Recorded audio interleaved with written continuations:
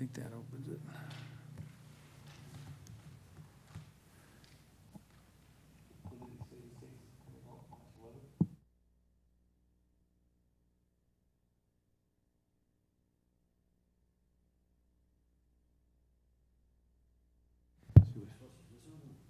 There you go. It's triggered from you. Look at that.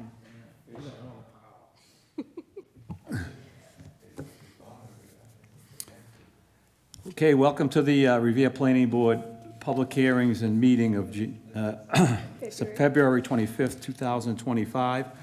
We will take a roll call. Mr. Abrams? Present. Mr. Costanza? Present. Mrs. Hoffman? Present. Mr. Rivera? Here.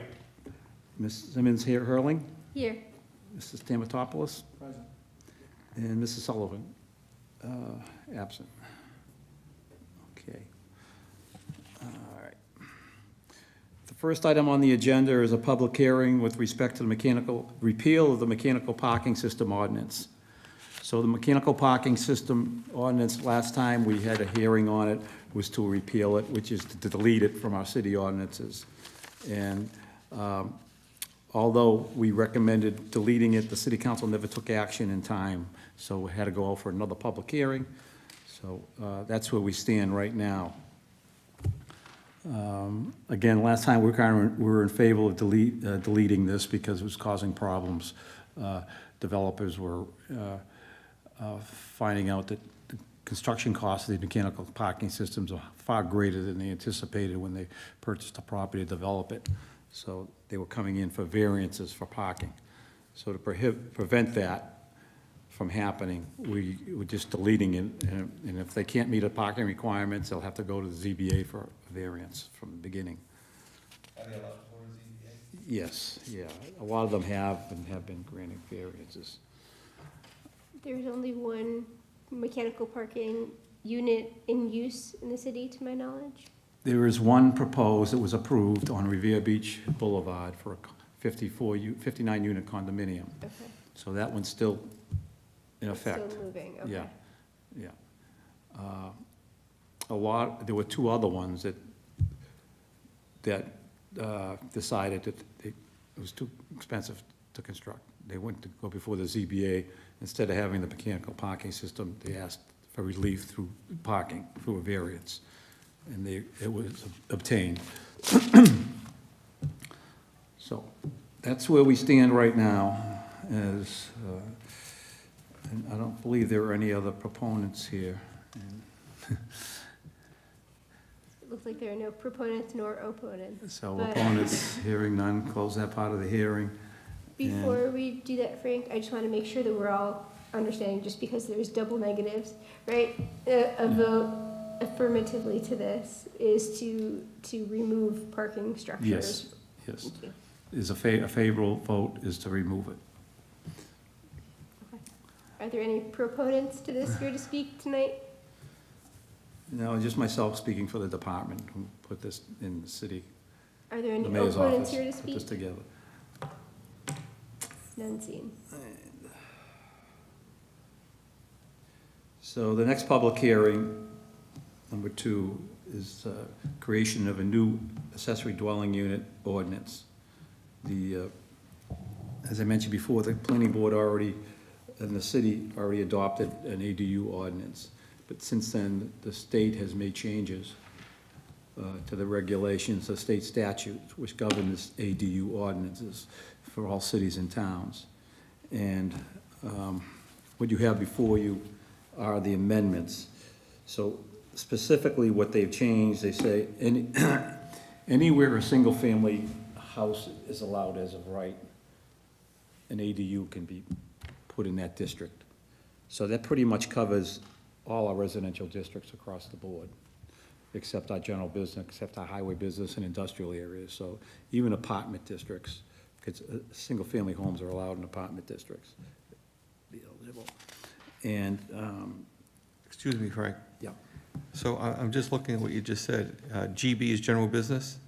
yes. Am I seeing yes there?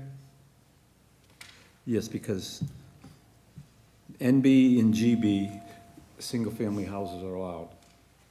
NB, Yeah, neighborhood business, business. and general General business. business. Is general business mostly on major streets, I would think, like Yeah, but we Broadway? And still, we have an inclusive ordinance that allows residential be allowed in our general business district. So on So you Broadway, can build a single-family, two-family, or multifamily.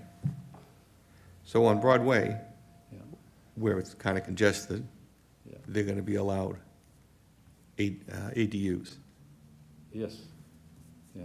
Can that be revoked, that area?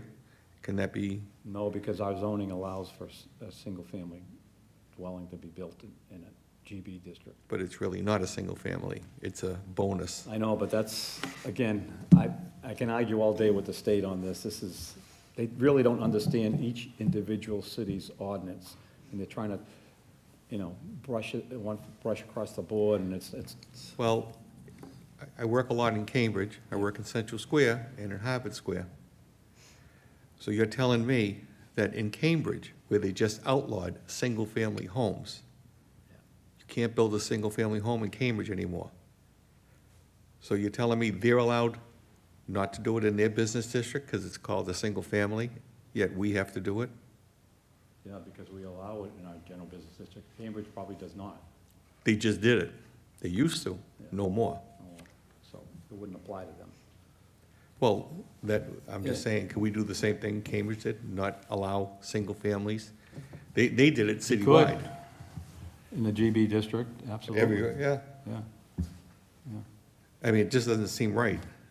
And they have enough problems right now with delivery and parking, this and that, now you're yeah, adding in to it. reality, you would never see a single family built in a GB district, you know. In Revere, Yeah, nothing comes out of the ordinary, you know, think. yeah, that's true.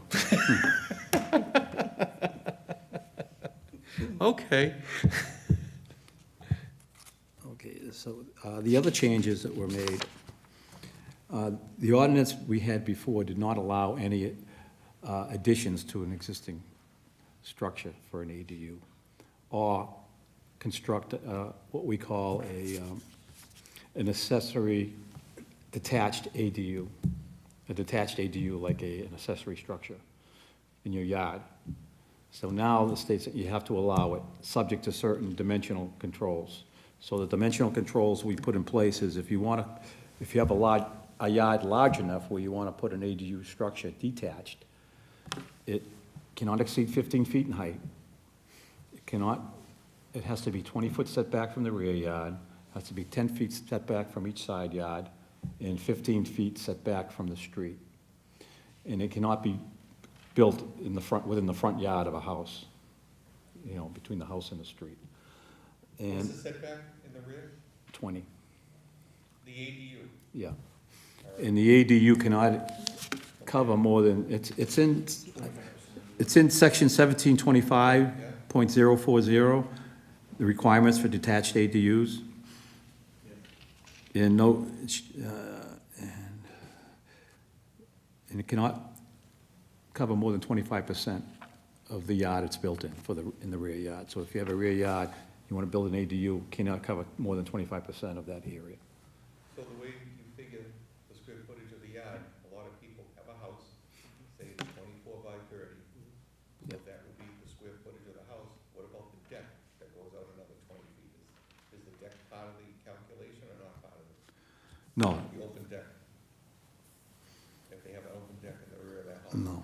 Right now, a house can't be built on a lot if it covers more than 30% of the lot, excluding the deck. So, but an ADU would be allowed within the rear yard, which would be much smaller. So most of our rear yards are like 20, 30 feet, 40 feet. Some lots are very deep. If you can meet the 20-foot setback for your accessory dwelling structure, and it covers no more than 25% of the rear yard. Now, the rear yard is calculated by the back of the house horizontally across the lot line from side to side Yeah. and into the rear lot line. So anything behind the house, from lot line to lot line and the sides, all the way to the rear lot line. We don't have too many large lots like that exist in Revere. There are some deep lots in certain sections of the city where it would be applicable. But But these I- have to be attached to the house, Frank? You can Anything attach it built? to the house also, and you have to meet the setbacks this is for a detached structure, okay, like a garage or something like that, but it's a dwelling unit. But you can attach it to the house also, but you'd have to meet the regular setback requirements for a principal structure for the house. Based on the measurements of the lot, they could build up to 25% of that rear yard, so Yeah, as long as it doesn't exceed 900 square feet, they can go. 900 square feet, yeah. Yeah. Just one other question. Are you finished? So if you have instructions from Revere TV, they want to make sure you press the red button. Yeah, you gotta press the red button if you're speaking into, So in some areas, we have flood zones still. Are you allowed to build an ADU on the ground in a flood zone, or do you have to hit above, do you start building above the flood zone? yeah, the way we have it written now, no ADUs are allowed before the under the base 100-year flood elevation. So if you're in You're in a zone that's 4 foot. yeah, if you're in a And flood, you're- 100-year floodplain, you can't have an ADU, the way our ordinance is written now, in the basement. You'd have to be elevated above. No, I'm talking about the rear yard structure, not in the basement. Oh, yeah, rear yard would have to be elevated, It'd be elevated. yeah.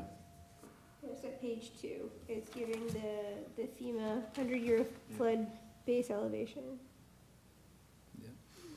On the bottom there. All right. Yeah, so they'd have to go through the Conservation Commission if they were in a flood zone, and the first floor elevation would have to be above the base 100-year flood elevation for the first floor. Just like you were building any structure. Are we allowed to put fire code on this? On the structure of a attached ADU in the backyard? Are we allowed to say it has to be a 1 hour or a 2 hour rating? It has to meet state building code requirements. State Well, fire code State building requirements, code would be residential, and that would be 1 hour. 1 hour. Yeah, and if it's, it depends, it's Depends how close to the property line, it'd have to be 2 hour, but, you know, it's, no, I'm sorry, I don't think there is a fire code on the wall.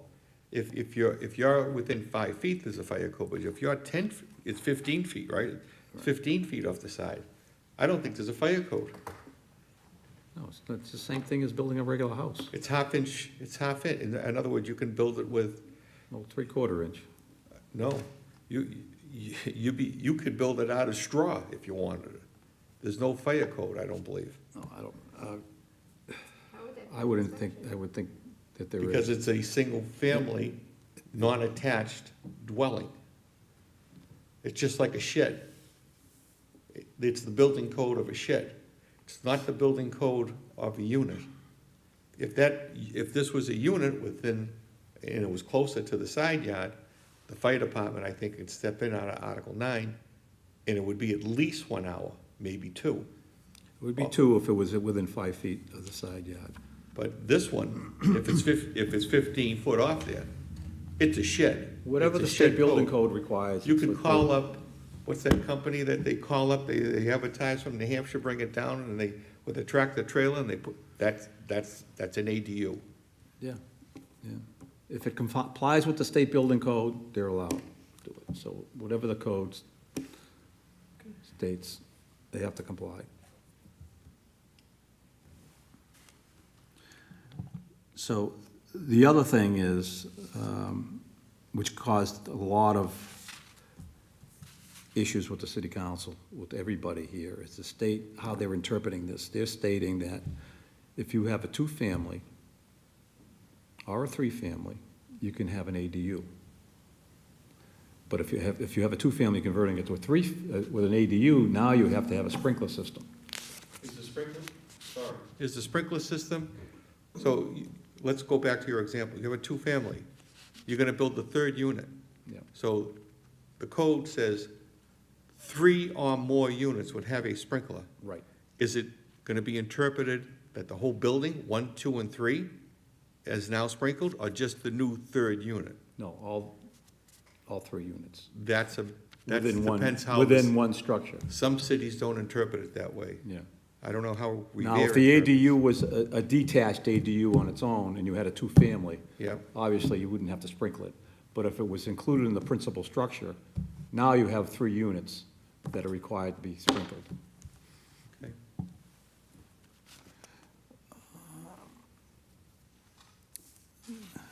So that's where we're at now. And again, the parking hasn't changed. It's, 1 parking space is allowed, no, that has been changed. Zero. The way the ordinance is written right now, if you're within a half-mile radius of a T-station or a bus terminal, you don't have to provide any parking for the ADU. But if you're beyond the half mile, 1 parking space for the ADU. But now, I talked to Tom in my office, who's in conversation with the state, and they're saying now, they're interpreting a bus stop as meeting that requirement. So, I mean, they don't know yet. We have to wait until this thing comes out formally on March 11th. So that's why we made this strict as possible. Half-mile radius.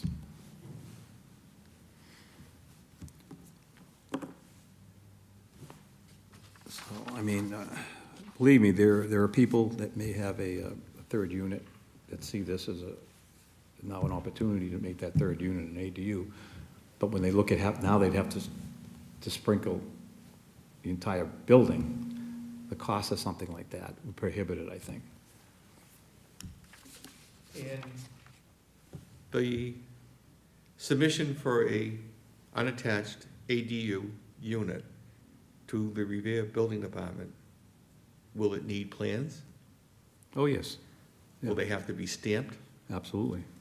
An engineer would have to stamp them, Well, an architect, if you or an were, architect. if you're doing an ADU within a principal structure, yeah.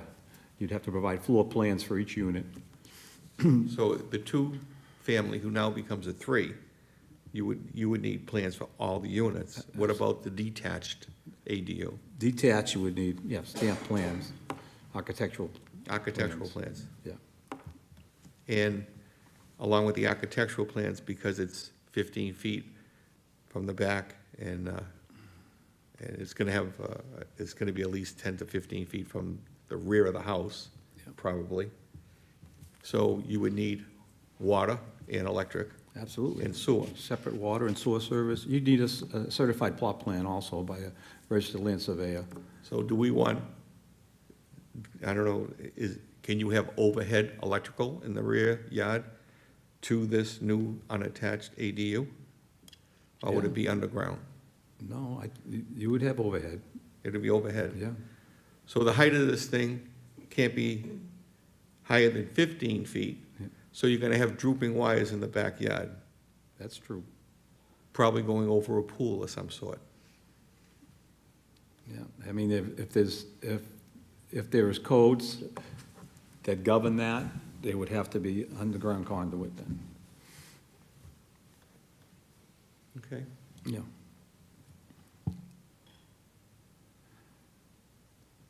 Do you know if other towns and cities are much more constrictive, or just has to be the baseline throughout the state? Baseline throughout. You know, every city is different too. I mean, Right. you're applying the same guidelines to every city, which,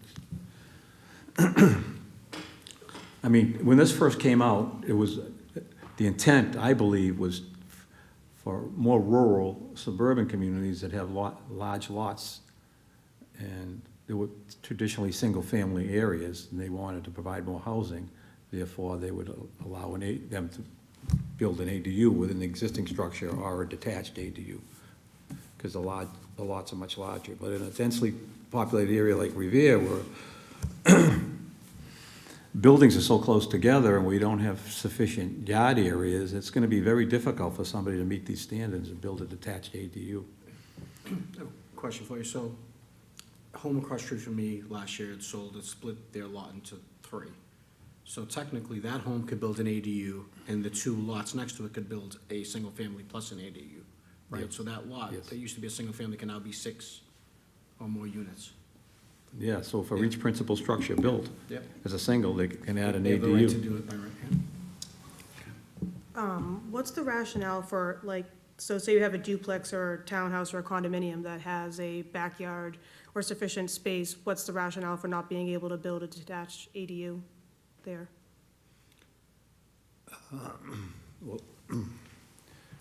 That's gonna be a problem.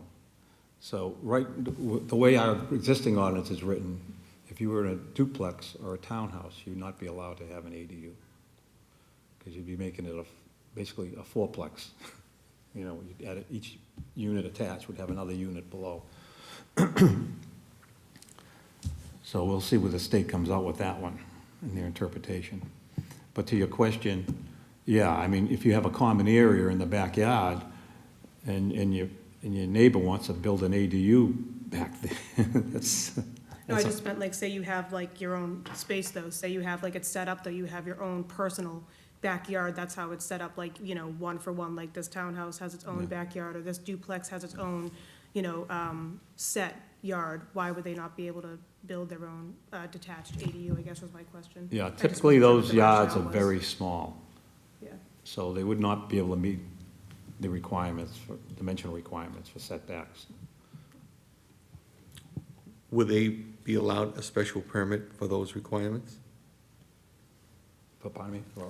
So if you do not meet the requirements of, was it 20 feet from the rear and 15 from the side, are you Yeah. allowed to ask for relief by Well, the they Board could of definitely Appeals? petition the zoning board of appeals for relief, if it's a dimensional relief request. yeah, no, I just meant like if they did meet the requirements, I was just wondering Yeah. what the, you know, why those specific dwellings were not, you know, why they were excluded. I was just Yeah. saying, you know, say they meet all the requirements, why were they excluded from those, if there was a specific reason? Yeah, well, most, they have a condominium document, usually that state what you can and can't do, and I'm sure they would be covered within that language.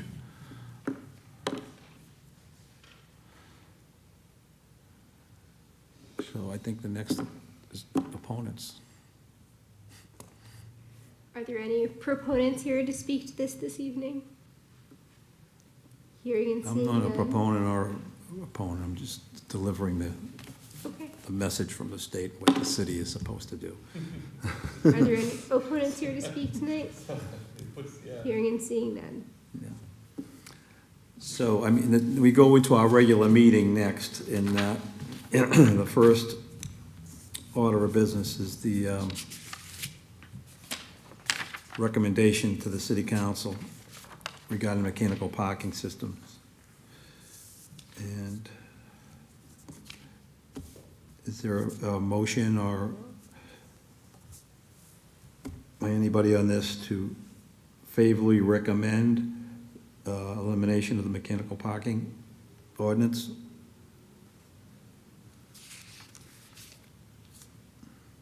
Let me remind you that the last time this was before the planning board, it was favorably recommended to the city council to delete the mechanical parking systems from the ordinance.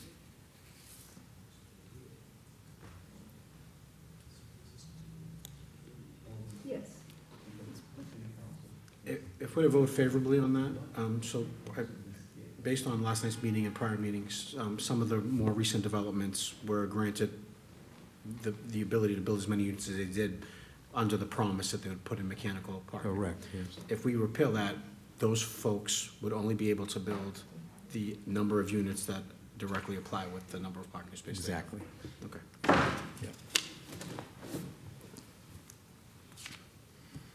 All right, so we need someone to make a motion, or? Yeah, we need a motion to recommend to the city council. Yeah, I Favorably support the repealing of it. Okay. Are we gonna vote on it? Motion by Frank? Mr. Stamatopoulos. Is there a second? Second. Who said, Hector? Mr. Rivera. Okay, the motion and second to favorably recommend to the city council to repeal the mechanical parking ordinance that's on the books. Mr. Abrams, Yes. Mr. Costanza, Yes. Mrs. Hoffman, Yes, Ms. Hoffman, Mr. Rivera, Yes. Ms. Simmons Hurling, Yes. Mr. Stamatopoulos, Yes. and Mr. Sullivan is absent. Okay. Now we go on to the vote on a recommendation to the city council with respect to the new accessory dwelling unit ordinance. I mean, the planning board is kind of stuck in a situation here where the state is still in the middle of formulating the official regulations. So my recommendation is that that the planning board approve it subject to any amendments that have to be made to comply with the state regulations.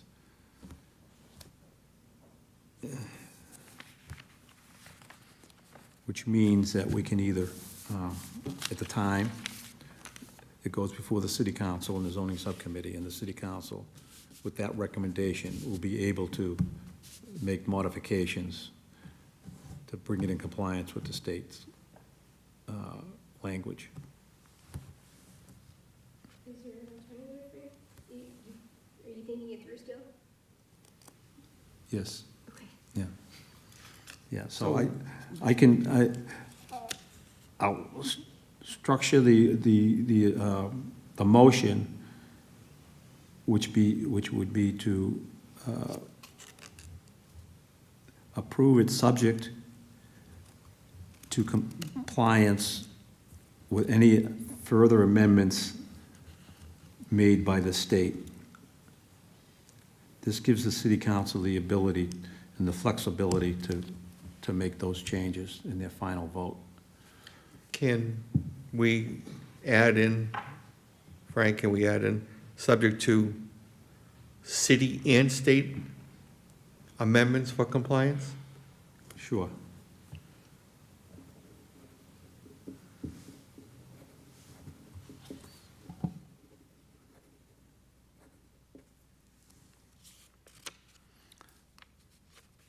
I think your question regarding the GB and single family is a good one, but we'd have to take that up at a later date under a separate zoning amendment to remove single-family dwelling units from the GB district.